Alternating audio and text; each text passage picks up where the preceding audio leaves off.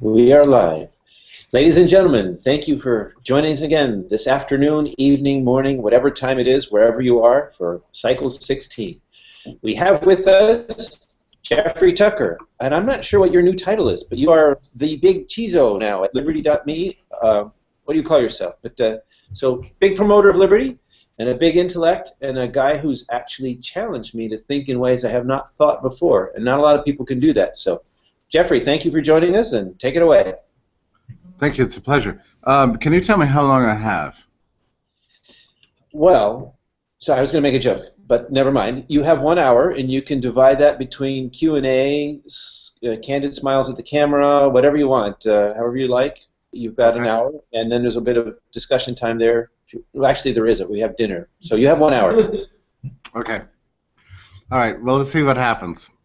I'm excited about this talk, actually, because I've actually never had a chance to give it before, and it's something that's been on my mind a lot in recent days, because I've had so many friends who've been in frustrating job situations, either getting a job for the first time and being overwhelmed at the marketplace, feeling a sense of despair, not knowing where to begin, not having a network in place to turn to, other people who find themselves, laid off, fired from a position, and feeling a sense of panic, really, that comes with that, losing your health care, not knowing even where to begin to get a new position, only finding positions that are very unlike the one you left, that fall outside of your chosen career path. And then a more common experience, actually, is being in a job that you find utterly miserable, and you don't know how to fix it. You don't know how to improve the situation. You don't know when to escape, how to escape.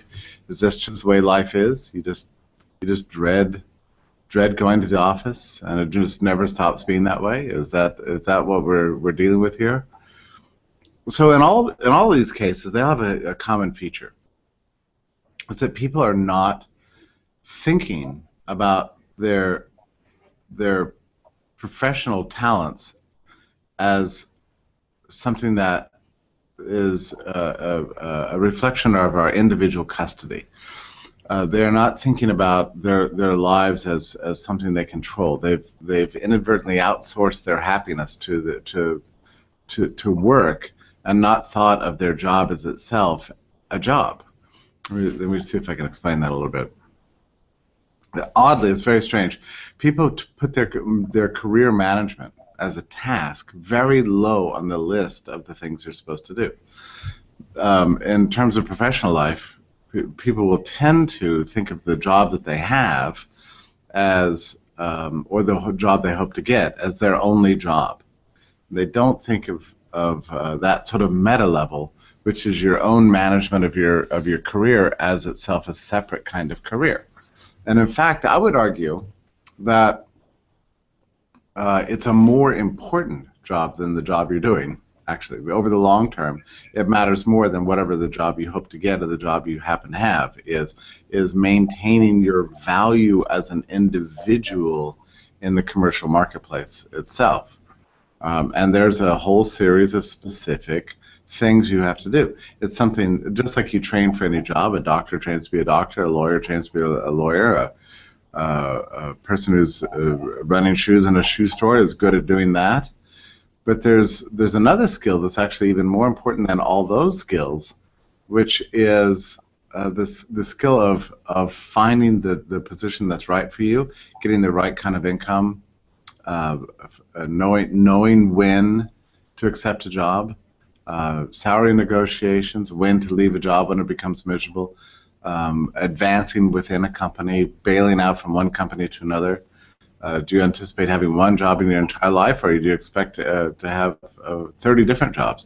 Do you have just one skill that you're going to market your entire life, or do you plan to retrain and get others and acquire other skills? Are you easily bored with one task, ready to move on to somebody else when that gets old, or are you the kind of person who likes a routine? Are you troubled by problems at the office, Or does that just kind of wash off you, like it doesn't really matter? People are really different. Some people obsess about interpersonal relationships in the office. Other people don't really care. That it's not really their thing, and it doesn't matter. How important is your career? What are your financial responsibilities? Is holding a job just kind of a luxury you can have just because it's something you like, or is it something that's absolutely necessary for you personally? And how many dependents do you have? How many people are you taking care of? What are going to be the demands on your time in light of all these things? So these are all extremely important questions. If you think they're not important, I can promise you there will come a time in your life when something will happen that will make you wish you had taken more seriously this more primary job of your own personal management of your career, more seriously even than the job you happen to hold at any particular time. So it's important. The very first step in this is to think about that as yourself as a productive unit and the management of yourself. Just taking that first step of thinking this way is extremely radical and unusual, and I'll tell you why. So sometime after World War II, corporate America and the job marketplace became kind of subject to a sort of, I guess I would call it a central planning mentality. It was a reflection of the cartelization of industry in World War II, national economic planning, treating workers as just mere cogs in a machine, just numbers on a piece of paper that would be tracked and accounted for by the Department of Labor, essentially by government. And what government wants is everybody to do something extremely predictable. Not a lot of change, not a lot of volition, not a lot of upset or disturbance in the system. And for the planners following World War II, there was a kind of presumption there that the best system for the government and for the government planners is for everybody to, early in life, get a particular kind of education that would, more and more following World War II, it was college. You ascend up to that level of education. You study the thing you're planning to do in life. So if it's accounting, it's medicine, if it's marketing, communications, whatever that thing is, engineering, you study that in school, and that goes on for a period of time. That period of time is shut off. You stop hanging around in classrooms, stop taking tests. You get a degree that is conferred upon you, and you take that degree out there into the marketplace. You find somebody who's in awe of your education, and you go to work for that company and gradually ascend up the corporate ladder. And you maintain that job in the same company until you're 65, at which point you retire and live off all the wonderful savings the government has forced you to acquire over the previous decades and live happily ever after. That was the way it was supposed to work.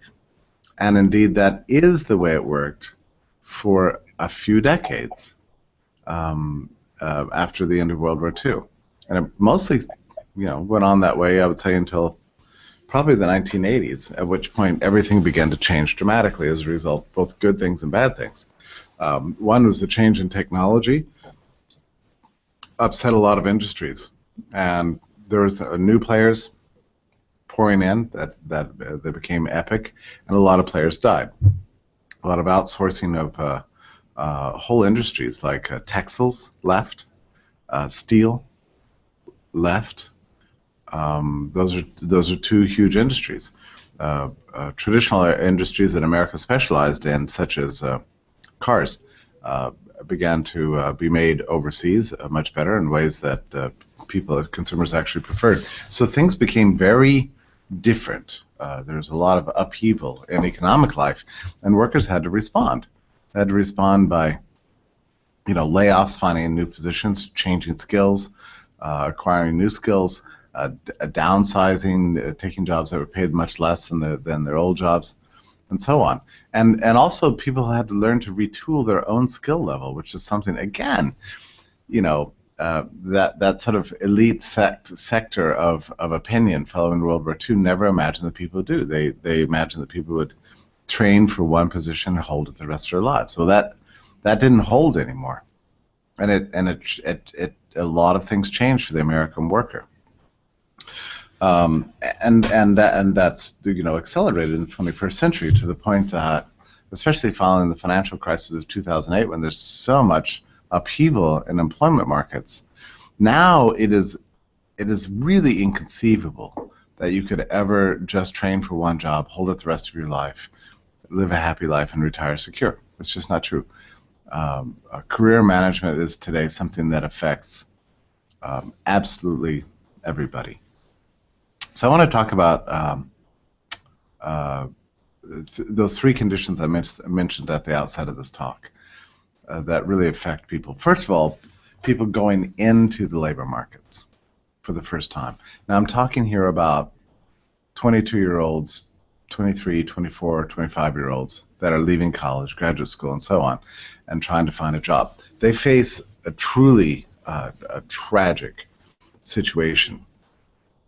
It's essentially because nobody ever told them the basis of how jobs work, what professional life is, where it comes from, and that it's not an automatic thing as a result of a degree. So you think about the way education works, and I'd say that this applies not just in the U.S., but to most economies in the developed world. People go through elementary education and then a secondary high school education. They graduate.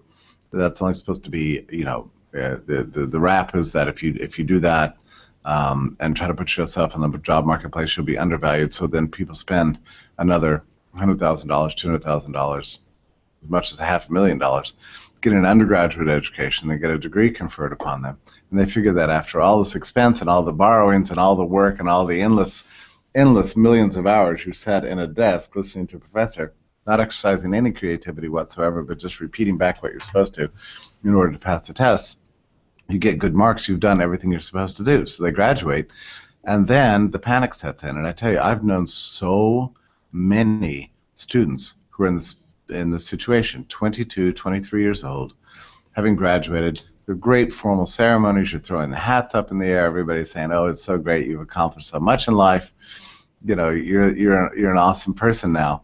And they're like, okay, this is great, I'm all fixed up, I've done everything right, and now what?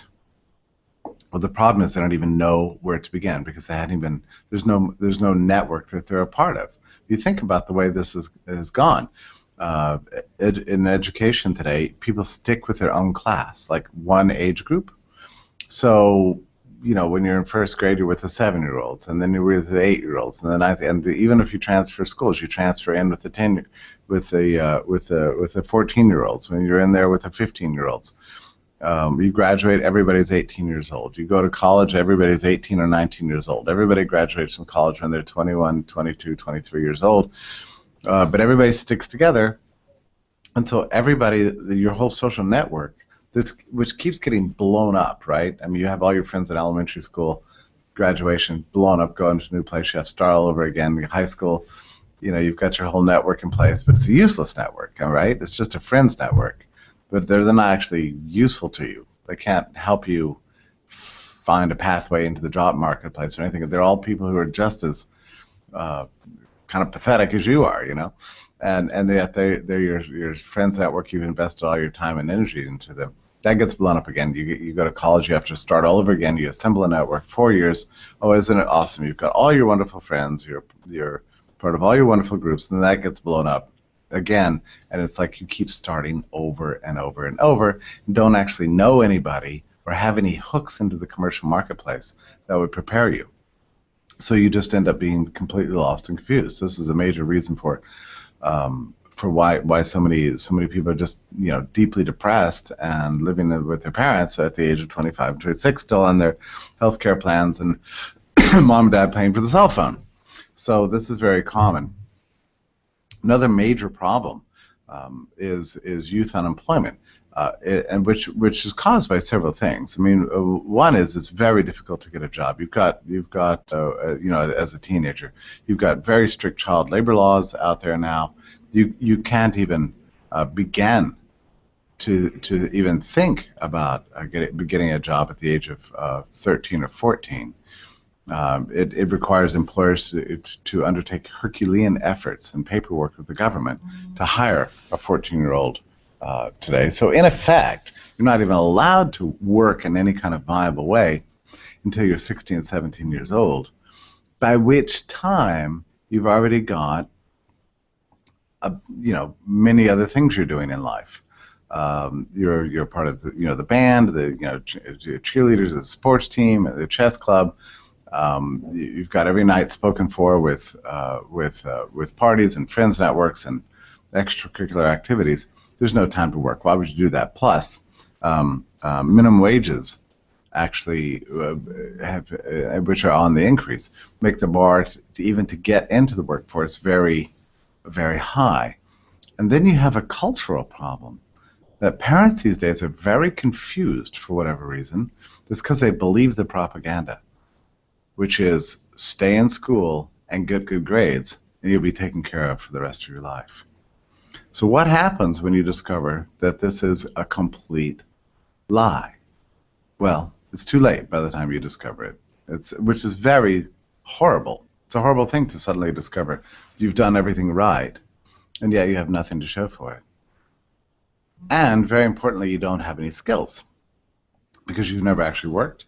And even more important than that, you don't know how to work because you've never actually been in a workplace. You don't know what it's like to obey a boss.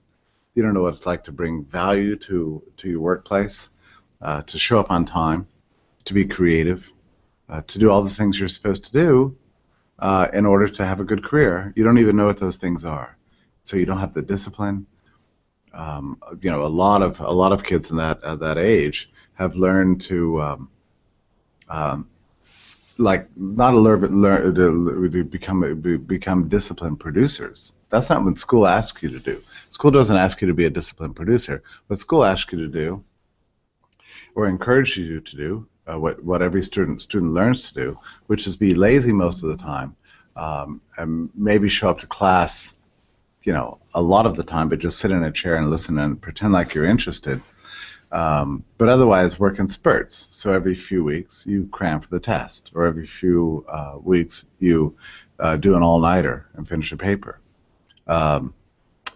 So your productivity, such as it is not every day in a kind of relentless way. It's just every few weeks, between which time you can stay out and binge drink, goof off, binge watch on Netflix, and so on.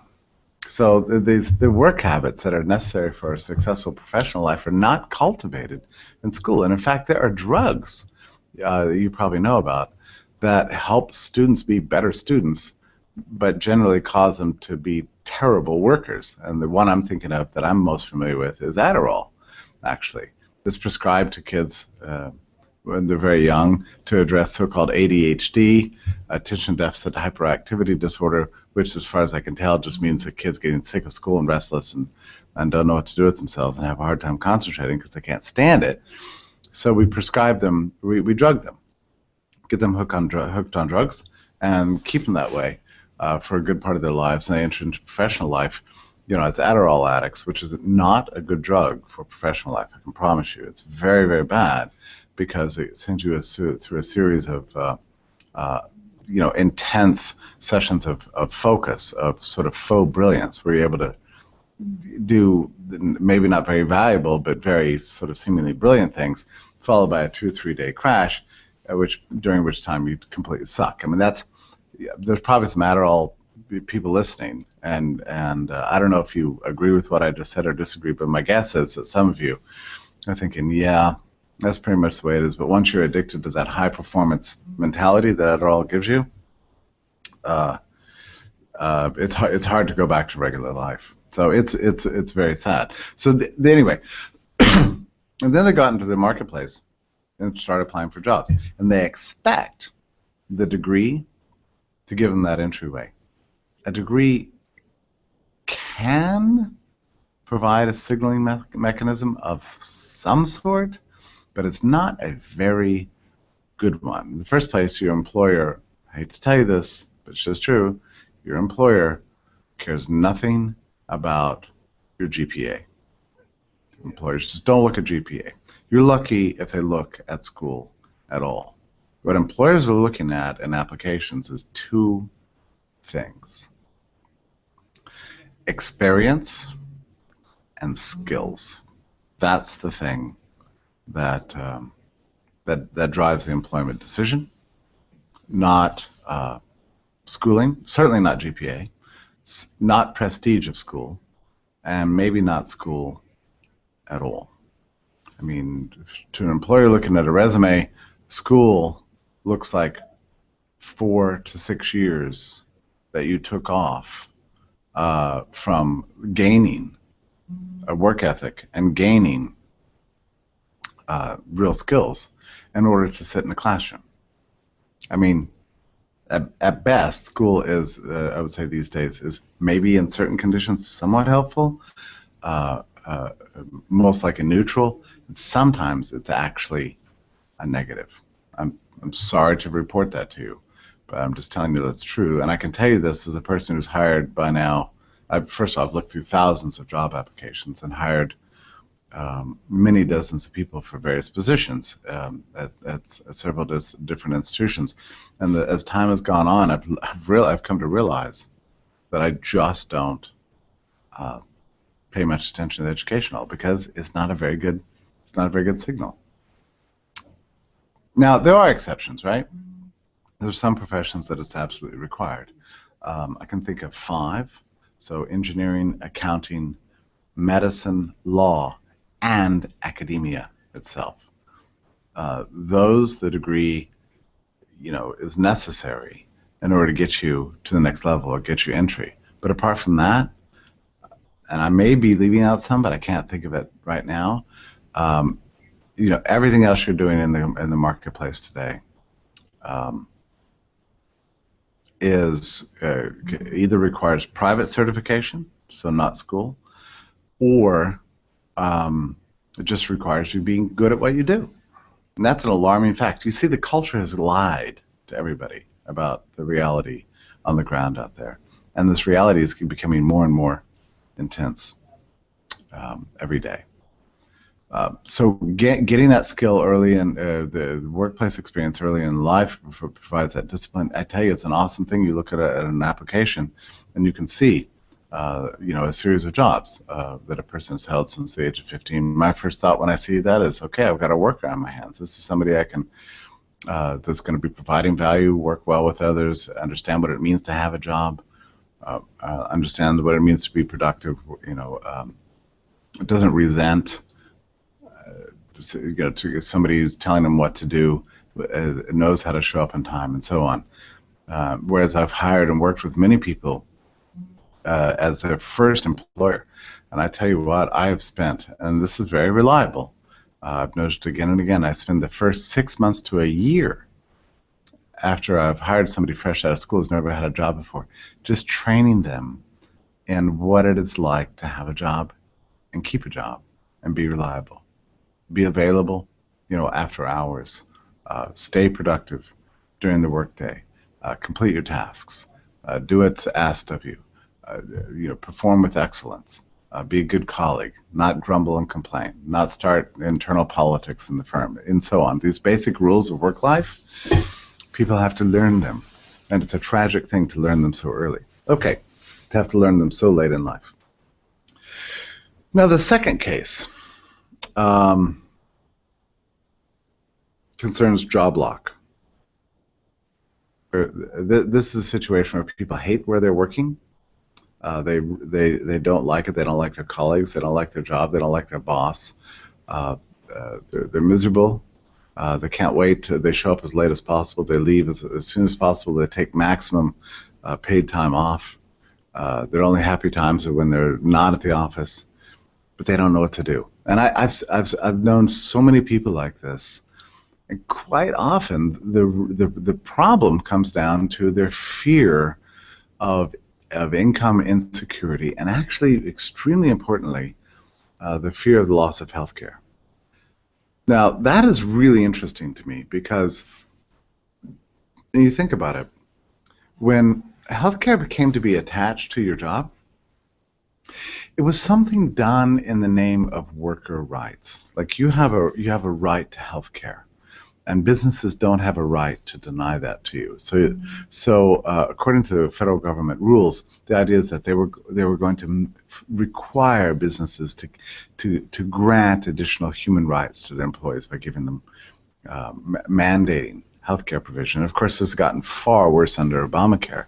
Now that there's fewer and fewer private alternatives for healthcare, people are dependent on their jobs for their healthcare. And you talk about something that's extremely important to people. It's things like whether or not they go to the doctor and they can get seen by a doctor and get the medicines they need, or if they have some catastrophic thing happen to them, to not be bankrupted. So this healthcare fear is extremely real, and they keep people locked down in jobs for an irrational amount of time.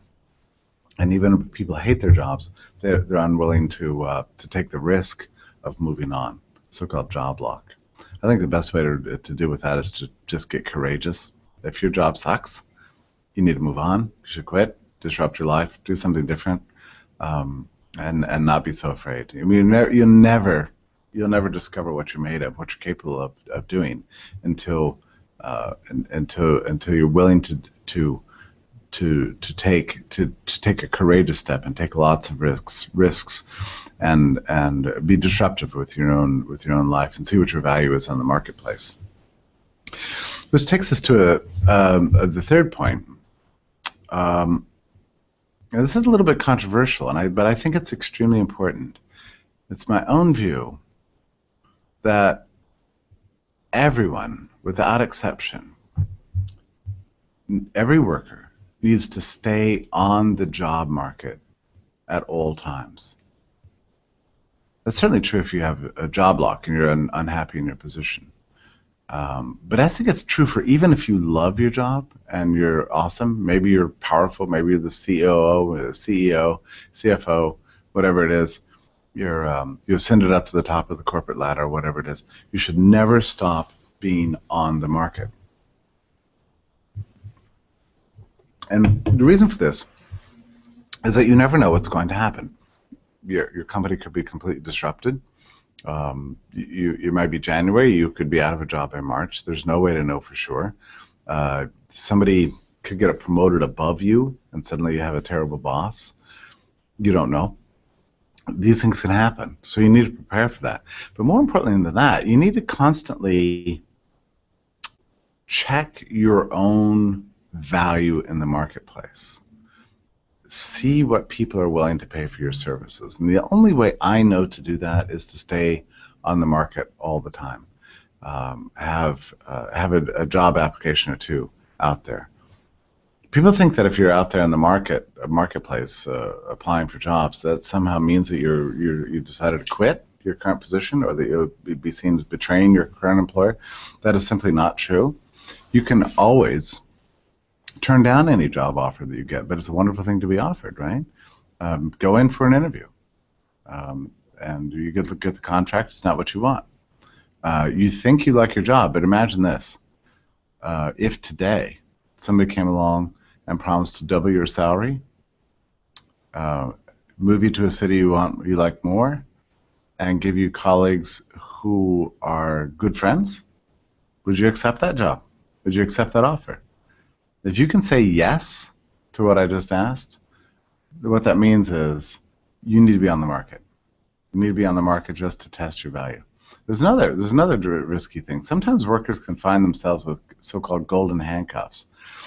They're paid more than their market worth just because they've been at the same firm for a long time and convinced their bosses of their value. But it's not just enough to be seen as valuable by the company you're working with. What matters is that the marketplace for your skills perceives you as being valuable. So if you're pulling in $150K from an existing job, but you become aware that any other job would lead to a cut of half or more of your existing salary, you've got a problem. You need to upgrade your skills and sync up your skill level, your value as an individual in the job marketplace, with what the marketplace is actually asking. And the only way to find out if that's true is to stay on the market. Stay on the market all the time. Now, what about the point about betraying your employers?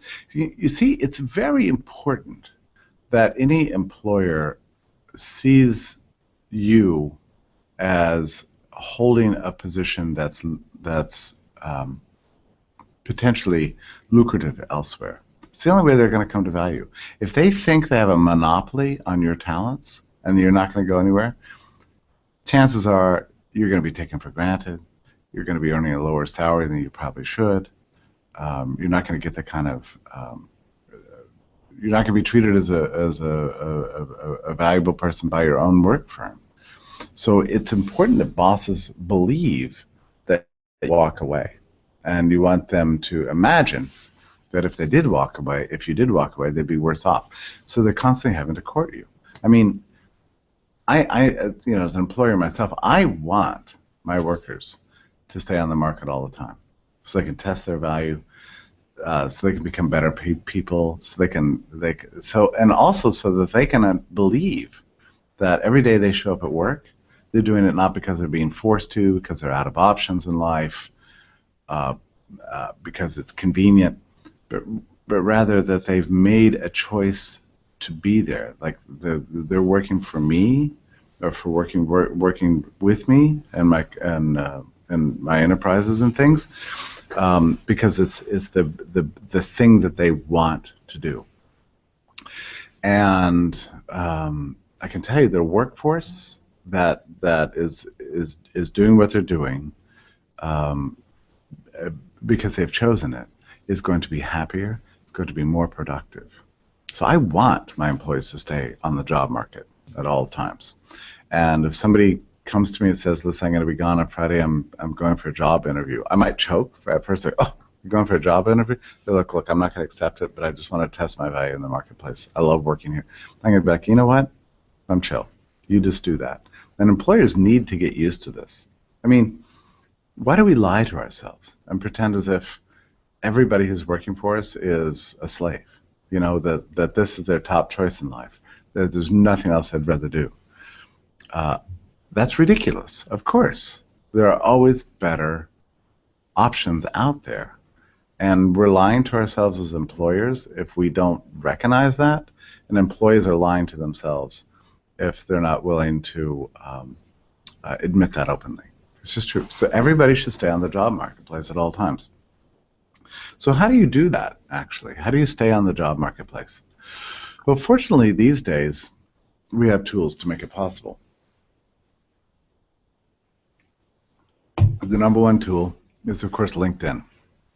And if your LinkedIn profile is not updated right now and doesn't make you look impressive, with a nice list of skills, accomplishments, things that you do, you're not doing it right. LinkedIn has been a great source of worker liberation in the world. In the past,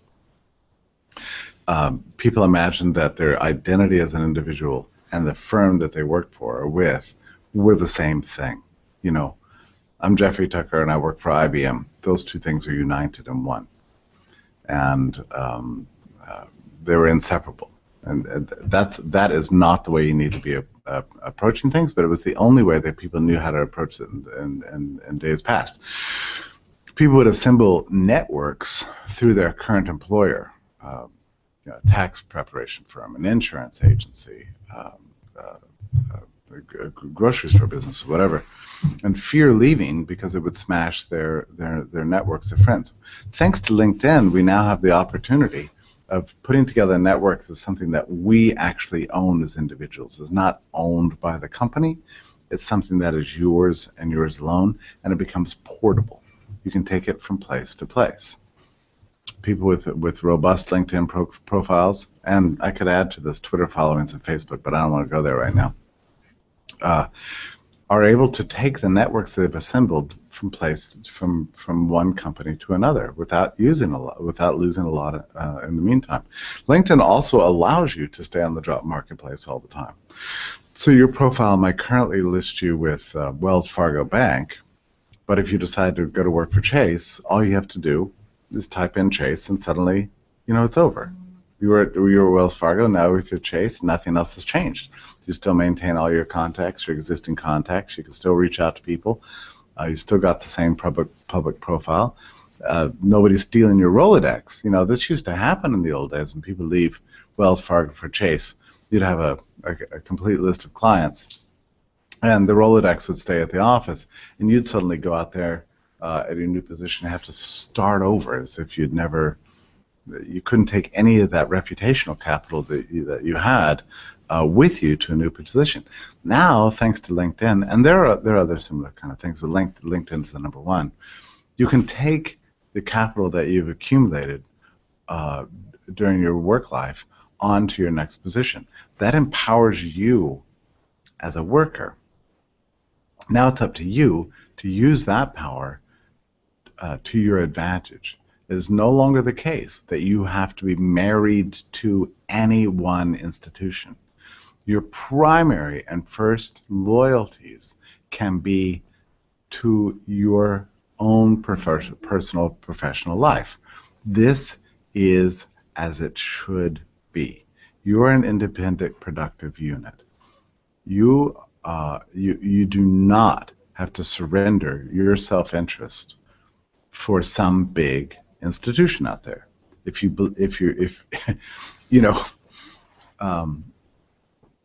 doing that right now, I can promise you at some point you're going to feel betrayed, because institutions are just made of people. There is no Wells Fargo. There is no Chase. These are all just names for an assembly of people working on a common project. So it all comes down to the people who are there. There's no magical institution beyond that. It's even true for churches.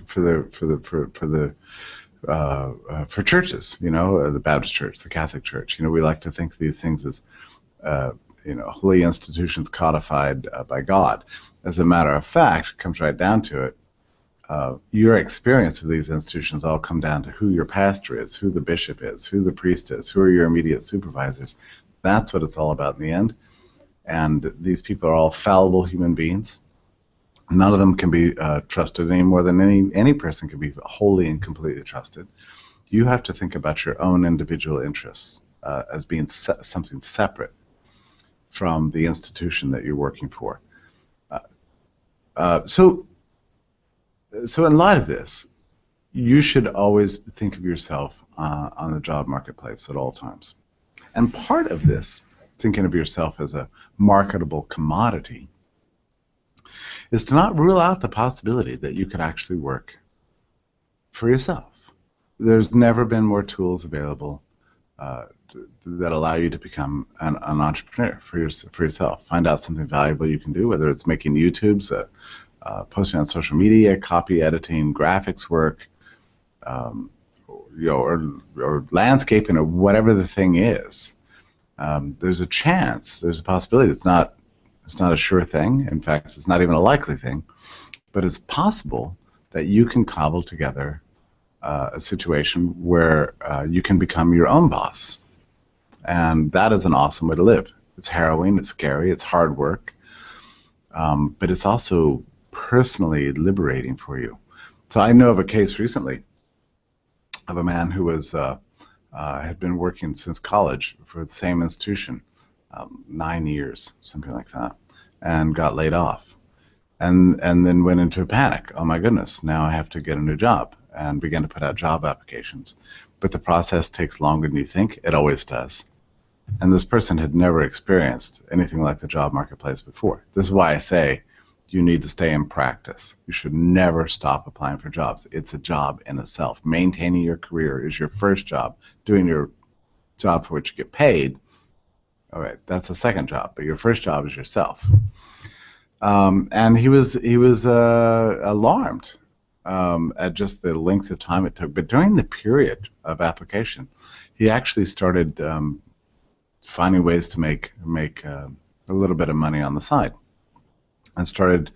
He had a technical skill and started finding clients. So by the time the first offer arrived, it was a good offer, but actually it wasn't as good as what he was doing already, over the previous month.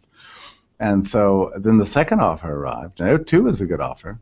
He turned that down because by this time his income had risen even further. And this went on, and after about 2-3 months, he realized, oh my goodness, I'm self-employed. I'm a CEO of my own company. Wow, didn't expect that to happen.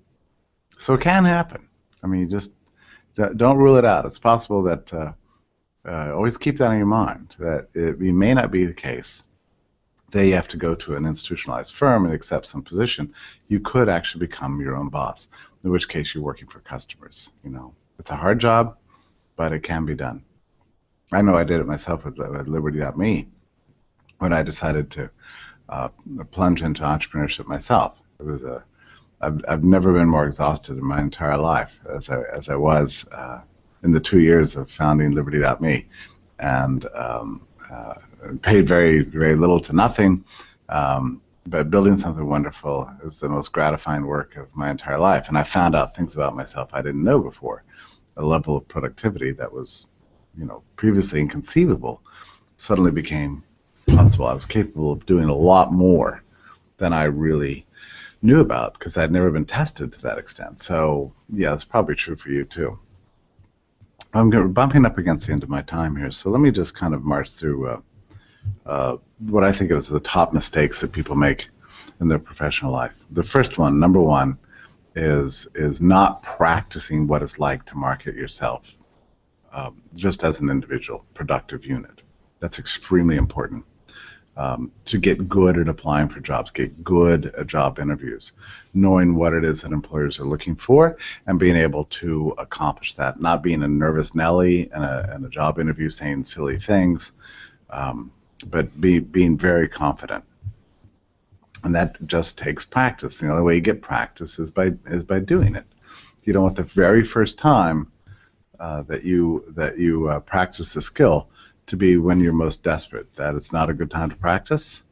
It's a little bit like, you don't want to go to the grocery store when you're extremely, wildly hungry, because you'll buy too much of the wrong thing. This is people talk about this.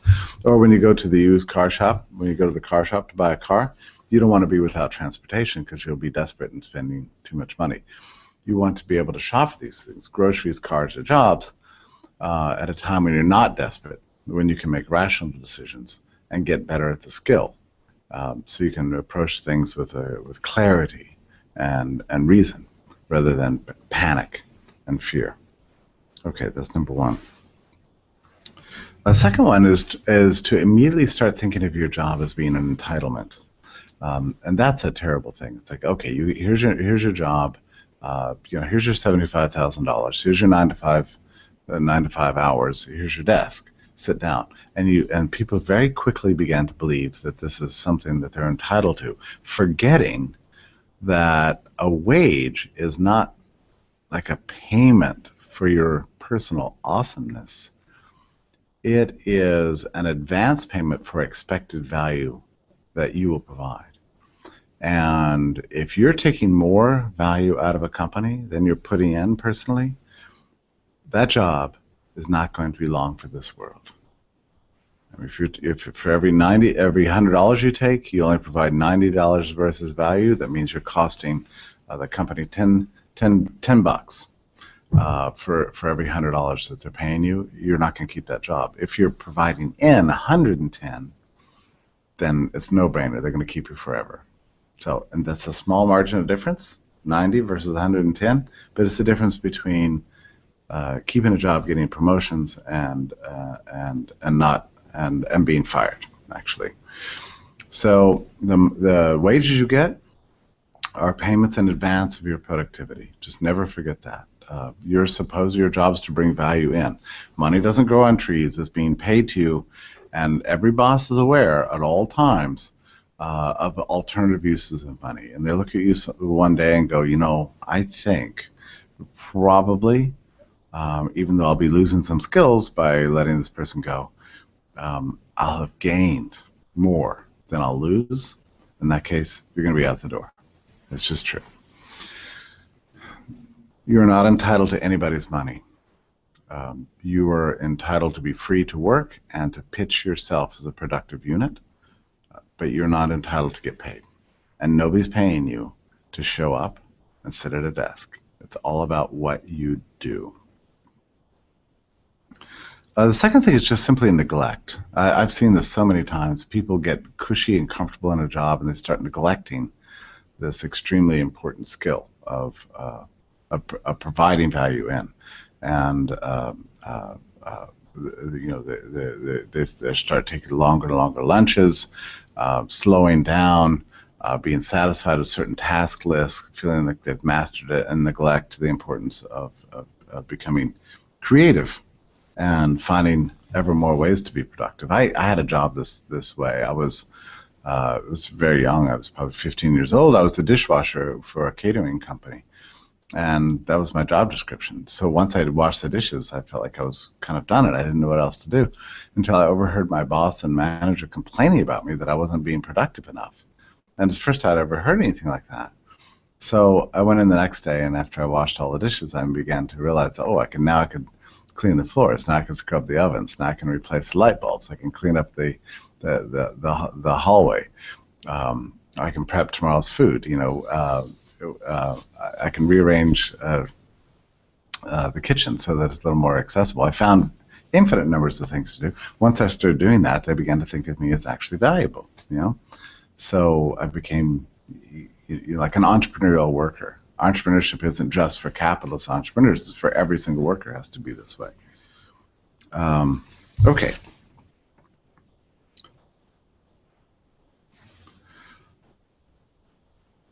I can't read my next point, so I'm going to have to skip on to my next one. My next point is, the tendency of people to demand credit for everything that they do. Nothing happens in this world that's not a team effort. We all have to cooperate together. As Leonard Reed said, nobody can build a pencil, and it's true no matter what it is you do. We have to rely on other people. If you're a boss, be quick to give credit to other people. If you're a worker, don't be quick to constantly be grabbing credit and saying, if it weren't for me, this place would suck. You have to be willing to do a ton of things that nobody notices. And the cool thing about that is if you do 1,000 tasks and nobody notices it, it's possible then that 1,001 tasks, somebody inadvertently takes notice of it and begins to realize, oh my goodness, this person probably does a lot more than he or she is being given credit for. So you have to be willing to do that, work for a very long time giving credit to all of the people, which causes them to value themselves and value you. And then once it's discovered your value, then you've got a greater degree of job security. So don't always be claiming credit for everything. It's also an unseemly and sort of tacky way to go about things, and annoying. The person who's always grabbing credit for everything really elicits a kind of resentment on the part of others. It's like, why do you always need to be praised all the time? What about what I'm doing? How come you're always demanding credit for everything and you're not giving it to anybody else? So just don't do that. Just be willing to work your butt off and provide as much value into the firm as you possibly can without always demanding that everybody be obsequious and deferential to you and celebrate your magnificence. Okay, I'm going to just march through here to the end.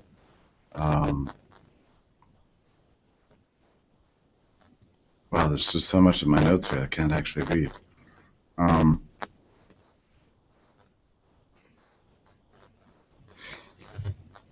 Demanding credit. Okay, so I can't see it. It's amazing how easy it is actually to do a good job.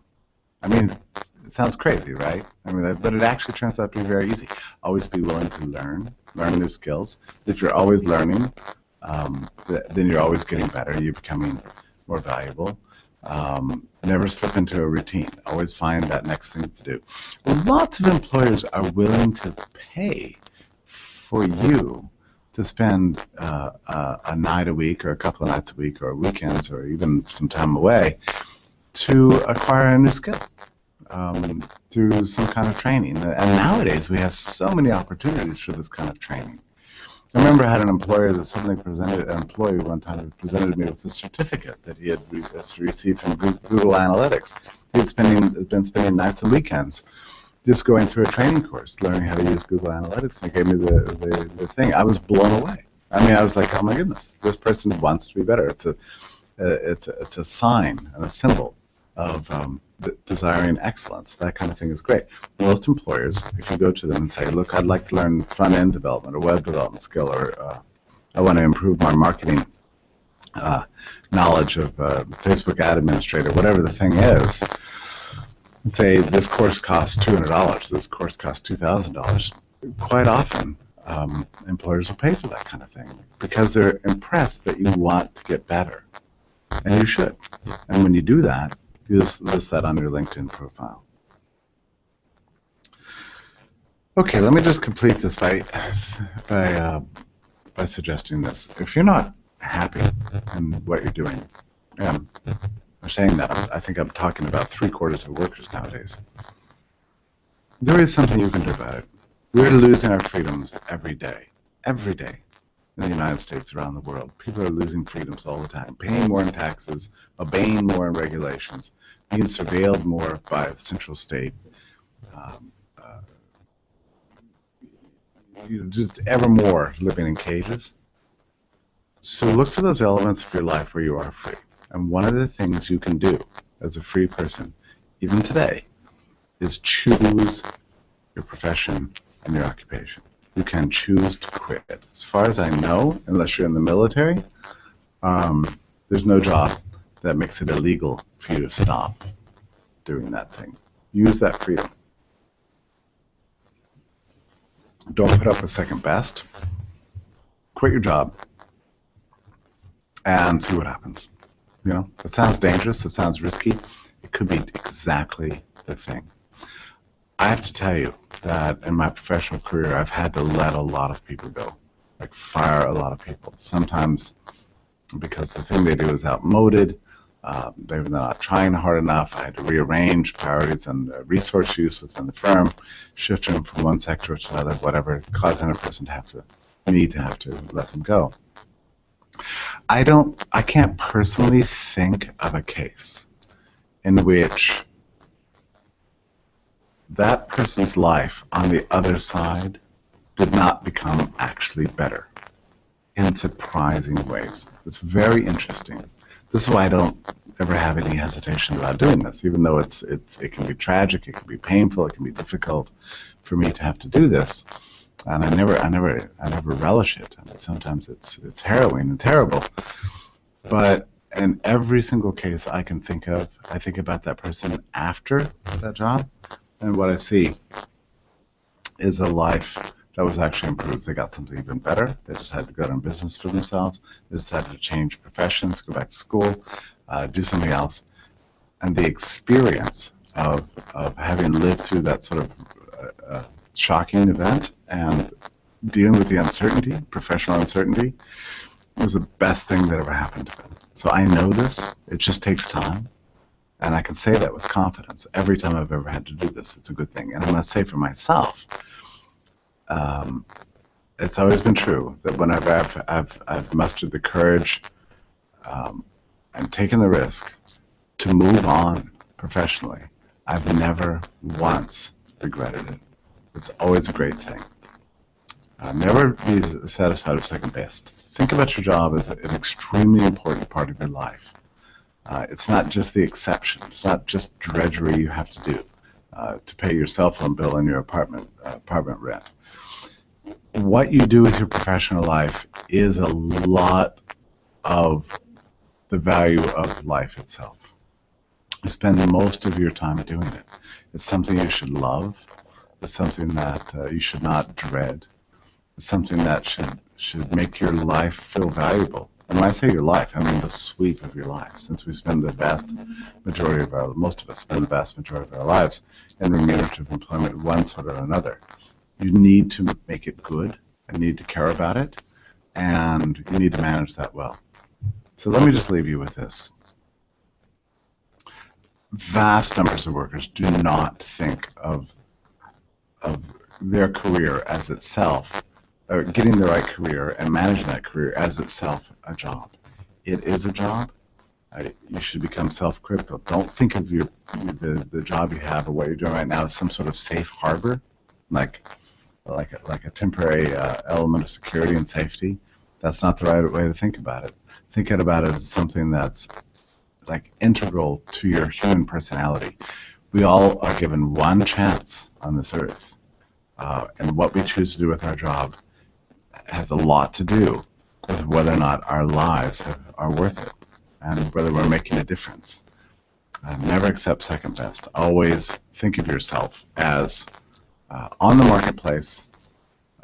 Get practice. Keep that LinkedIn profile updated, and bring as much value to others as you can, because in so doing, you'll have a conviction that you yourself are valuable. Okay, that's it for today. Thank you so much for listening. Thank you for having me today. Thank you very much, Jeffrey. Normally we do Q&A, but we pretty much used it up, unless somebody has a question.